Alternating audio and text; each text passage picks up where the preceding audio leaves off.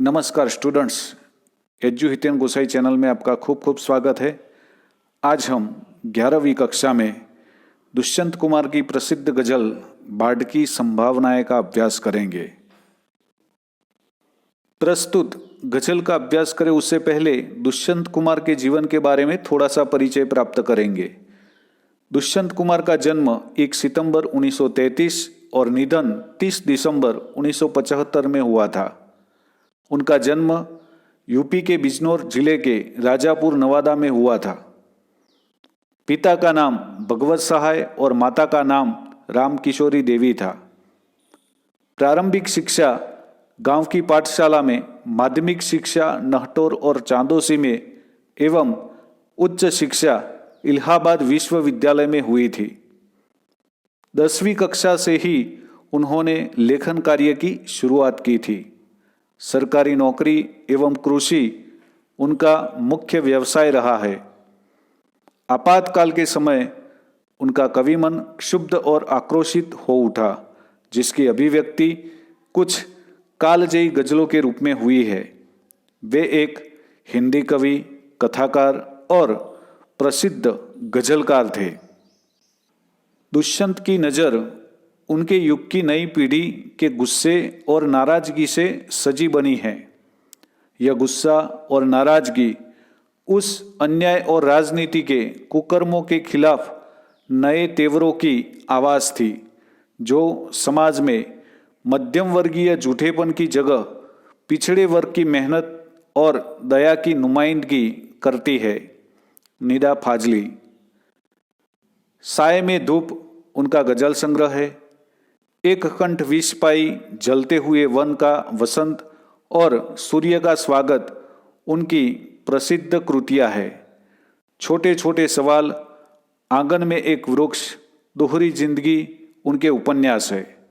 और मसीहा मर गया नाटक, मन के कोण छोटी कहानियां एवं विहान पत्रिका है।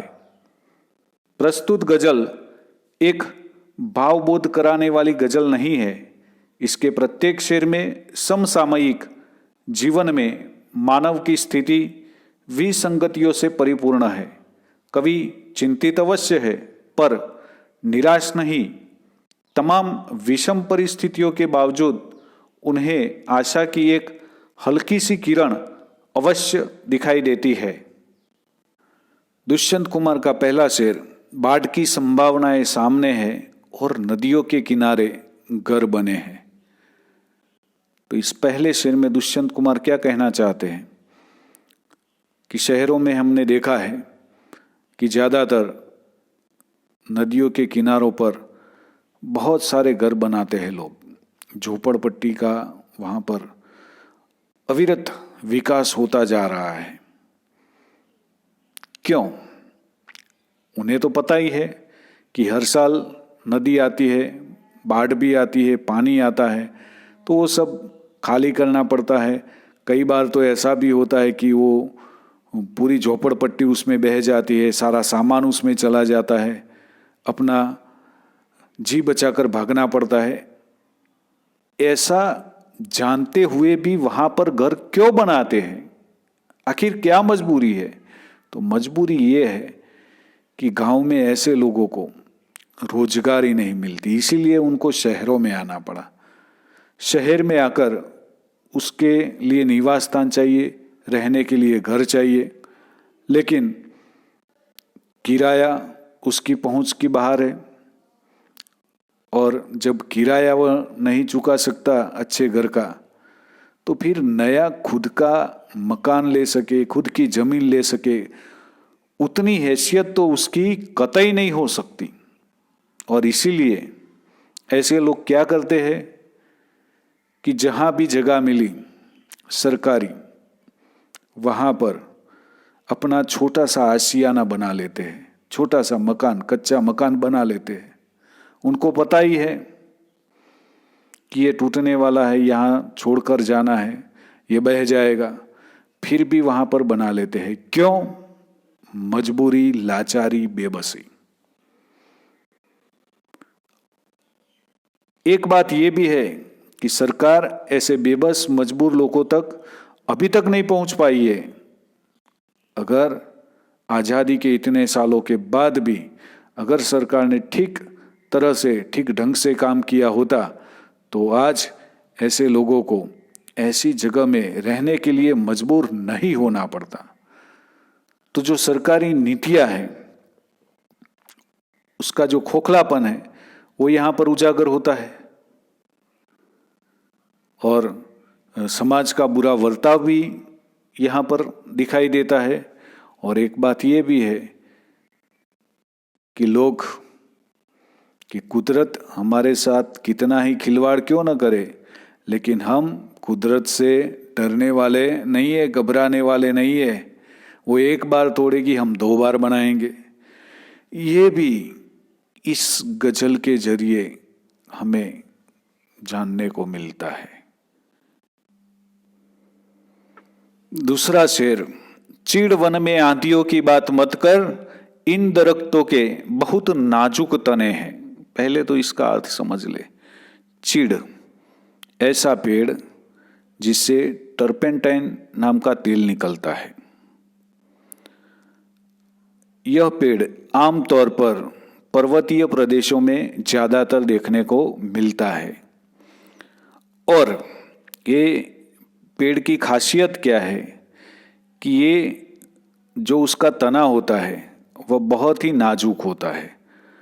मतलब तेज पवन जब चलती है तो भी वह गिर पड़ते हैं। अगर वहां पर आंधी आ गई तो आप समझ सकते हैं कि हालात कितने नाजुक हो सकते हैं। मतलब कि सारा का सारा वन धराशायी हो सकता है। तो यहाँ पर चीड़ वन, जहाँ पर ऐसे पेड़ होते हैं वहाँ पर आंधियों की बात नहीं करनी चाहिए, क्योंकि वह पेड़ तेज हवा भी नहीं सह सकता।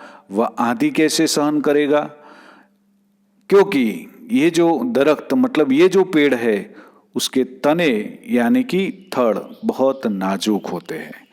अब इस गजल के द्वारा क्या कहना चाहते हैं दुष्यंत कुमार, ये देखना है। तो इस गजल के द्वारा ये बताना चाहते हैं कि यहाँ पर ऐसे लोगों की बात है जो बेबस और लाचार है, जो अपना जीवन यापन ठीक से नहीं कर पा रहे हैं। अगर ऐसे लोगों के सामने बड़ी समस्या आ जाए या विकट परिस्थितियों का सामना उन्हें करना पड़े तो वह उनके सामने टिक नहीं पाएंगे।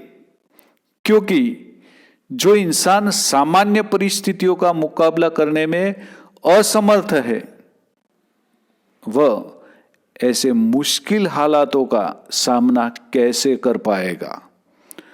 तो यहाँ पर ऐसे बेबस और लाचार लोगों की बात है जो आमतौर पर बहुत सारी समस्याओं से घिरे हुए हैं, जो सामान्य समस्या है उसका हल कर पाने में असमर्थ है। और ऐसे लोगों के सामने अगर कोई बड़ी विकट समस्या खड़ी हो गई तो वह उनका मुकाबला नहीं कर पाएंगे। यह बात चीड़ वन के चीड़ पेड़ों और आंधियों के उदाहरण के द्वारा गजलकार बताना चाहते हैं। इस तरह टूटे हुए चेहरे नहीं है जिस तरह टूटे हुए ये आईने हैं। दुष्यंत कुमार इस गजल के द्वारा क्या कहना चाहते हैं कि आमतौर पर देखा जाए तो जो इंसान है वह इतना अभी तक नहीं टूटा है। अब भी उसमें जान है, अब भी उसमें कुछ कर गुजरने की शक्ति है। लेकिन सामने जो हमारा समाज है वह समाज हमारा आईना होता है, दर्पण होता है, अरीसा होता है।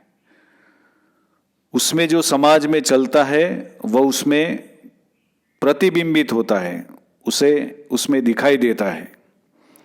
तो आज हमारे समाज की सारी व्यवस्थाएं चरमरा गई है।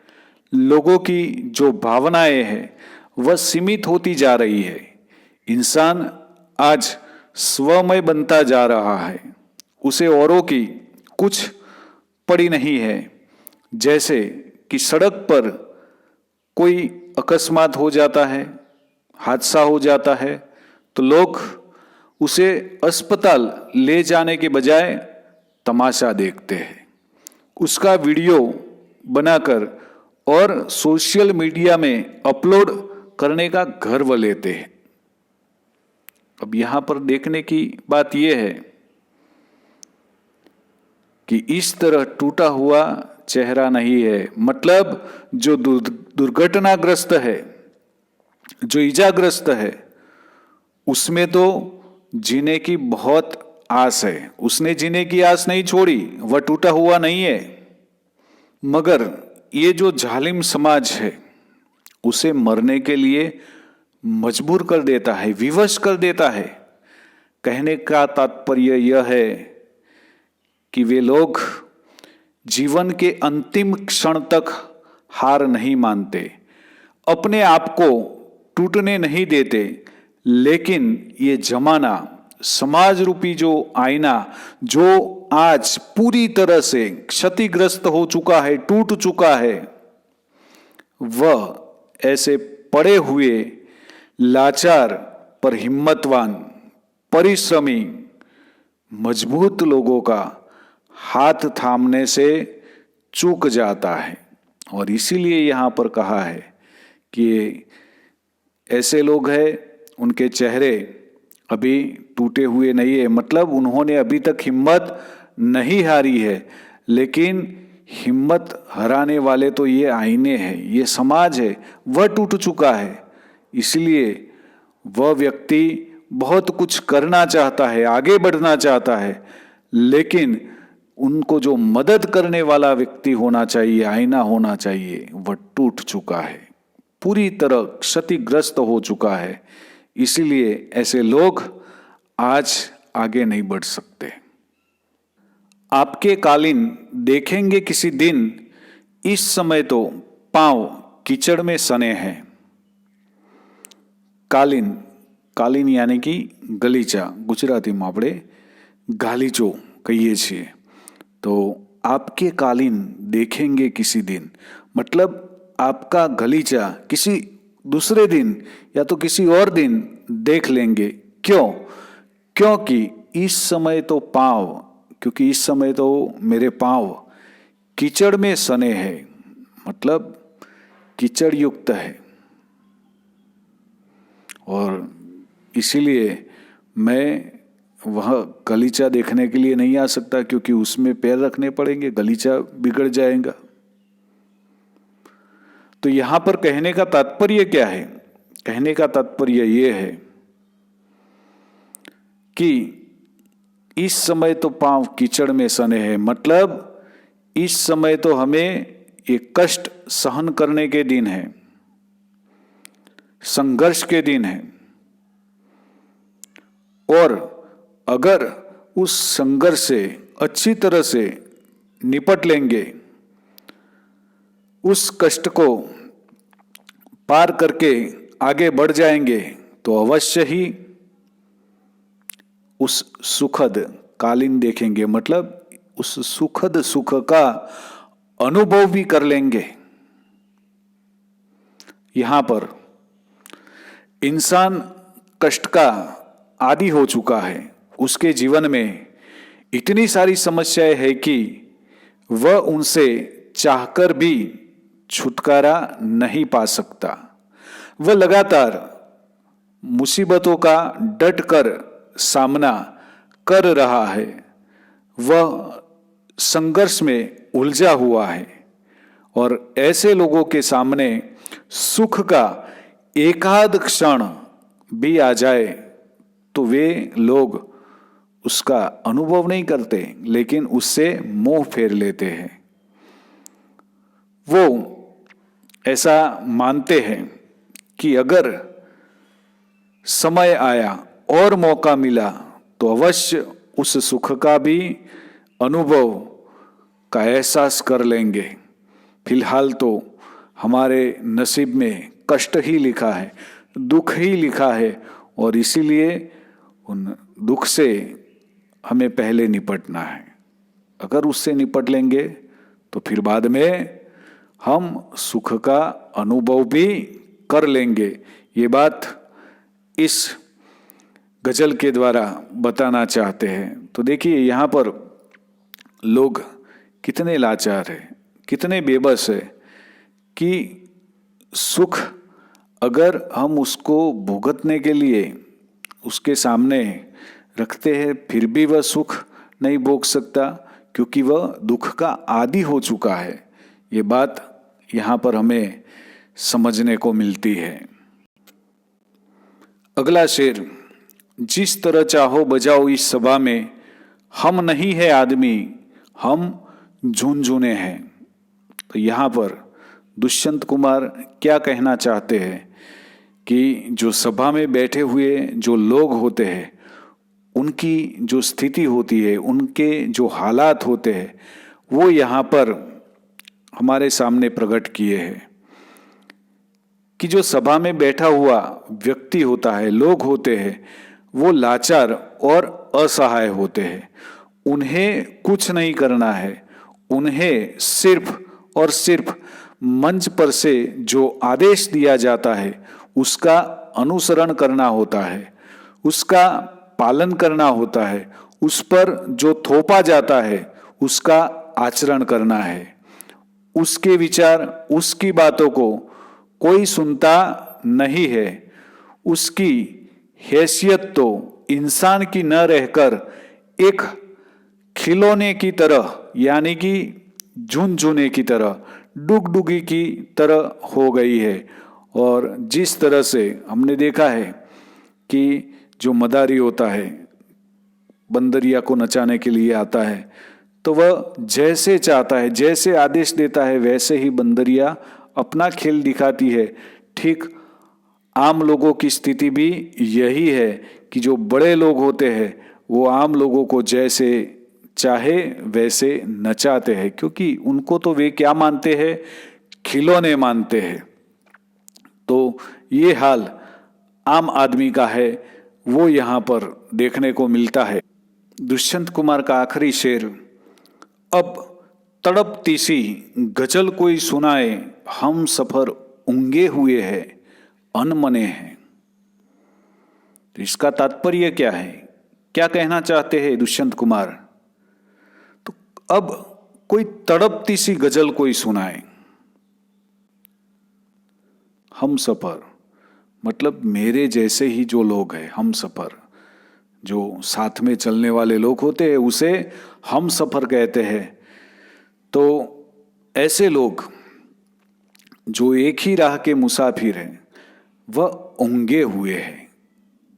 मतलब यहाँ पर क्या है कि आजकल जो चारों तरफ अन्याय, अत्याचार, भ्रष्टाचार, अनाचार, दुराचार, ये जो वातावरण, ये जो परिस्थिति का निर्माण हुआ है, उसके कारण उससे जो त्रस्त लोग हैं वो शुरुआत में थोड़ा सा उसका सामना करते हैं, लेकिन उस हालात में कोई परिवर्तन नहीं आता, उसमें कोई बदलाव नहीं आता है।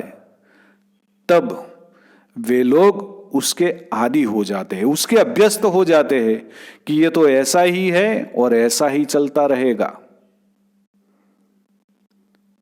अगर हम कोई कचहरी में अपने काम के लिए जाते हैं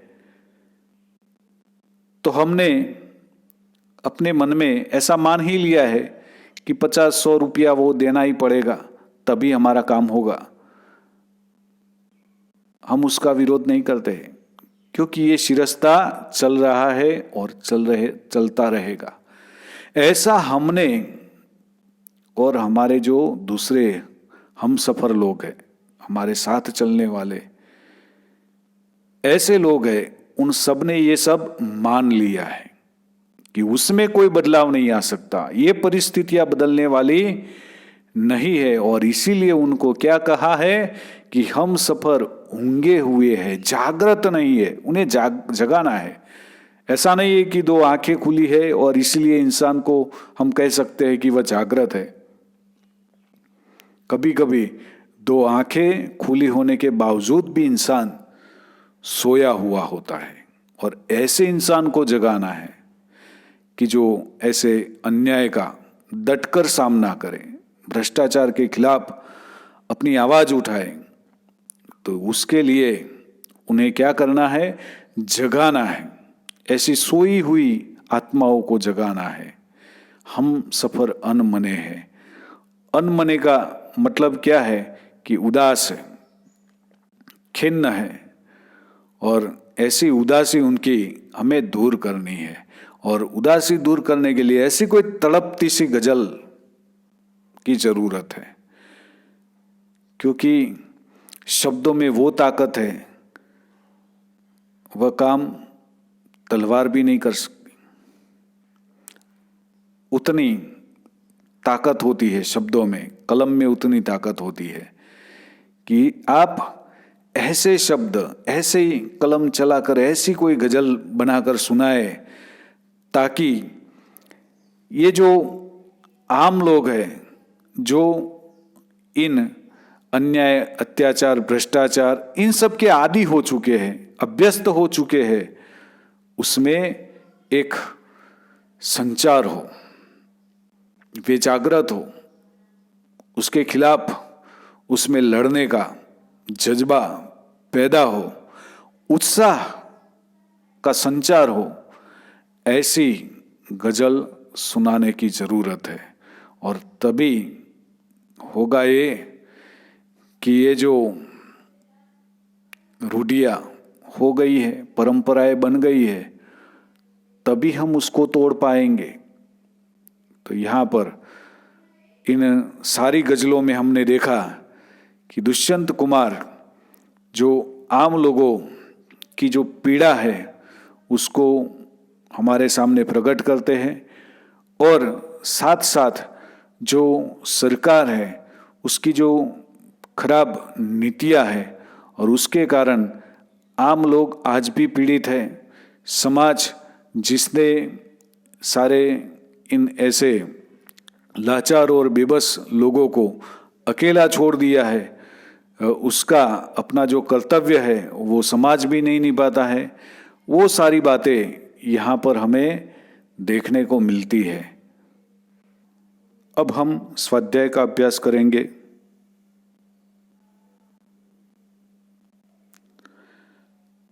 निम्नलिखित प्रश्नों के उत्तर दिए गए विकल्पों में से चुनकर लिखिए। पहला प्रश्न, कौन सी संभावनाएं सामने हैं? कौन सी संभावनाएं सामने हैं? तो यहाँ पर बाढ़ की संभावनाएं सामने हैं। कवि ने किस वन का जिक्र किया है? कवि ने किस वन का जिक्र किया है? तो कवि ने चीड़ वन का जिक्र किया है। तीसरा प्रश्न, हम सफर क्या कर रहे हैं? हम सफर क्या कर रहे हैं? तो हम सफर ऊँघे हुए हैं। हम सफर ऊँघे हुए हैं। निम्नलिखित प्रश्नों के उत्तर एक एक वाक्य में लिखिए। पहला प्रश्न, घर कहाँ बने हुए हैं? घर कहाँ बने हुए हैं?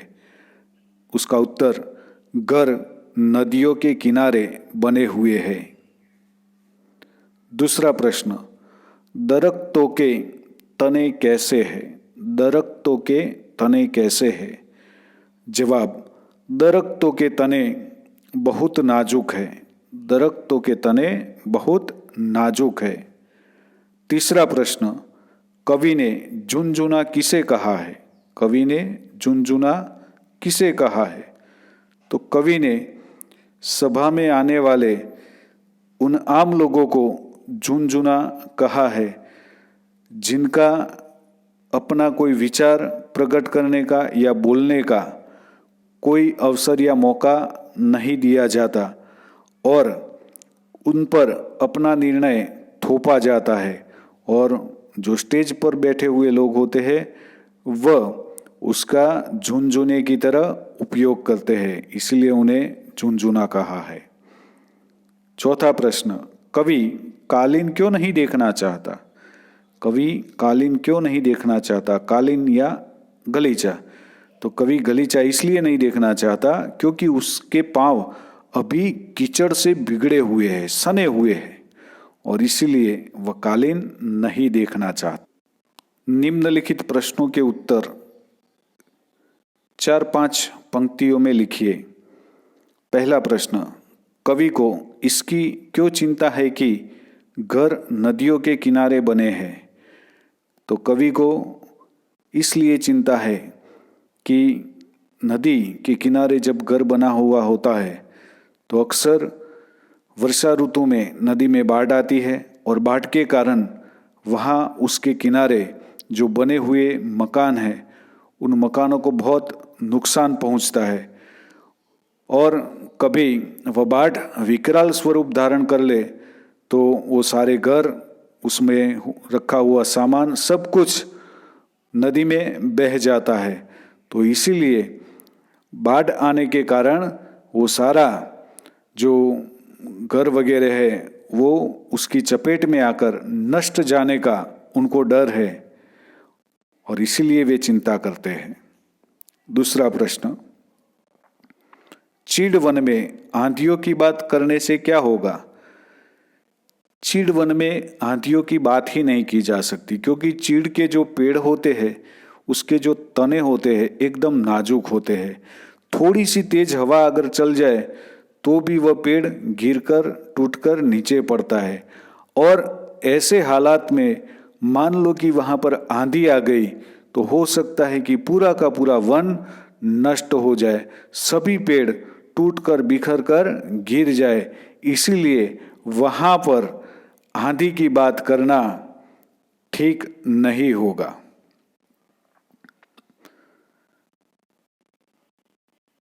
तीसरा प्रश्न, आदमी को झुनझुना कहने का क्या तात्पर्य है? यहाँ पर आदमी को सभा में बोलने का कोई अवसर नहीं मिलता है, उसके अपने विचार प्रकट करने का, अपनी बात रखने का उसे मौका नहीं दिया जाता है। उसे तो क्या है कि जो मंच पर से जो बातें बताई जाते हैं उसका अनुसरण करना है, मंच पर से जो नारे लगवाए जाते हैं वही उसको पुनः या तो दोबारा बोलना है।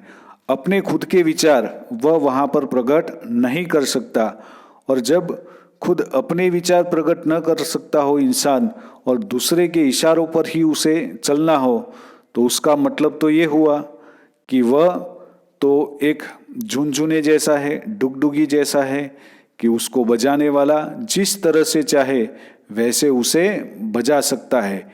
इसीलिए यहाँ पर इंसान को झुनझुना कहा है। चौथा प्रश्न, निम्नलिखित प्रश्नों के उत्तर 4-5 पंक्तियों में लिखिए। उसमें जो 2 प्रश्न दिए गए हैं वह आपको खुद तैयार करने हैं और फिर आपको लिखने हैं। तो यहाँ पर स्टूडेंट्स आपको ये गज़ल पढ़ने का बहुत ही मज़ा आया होगा। अस्तु, जय हिंद, जय भारत।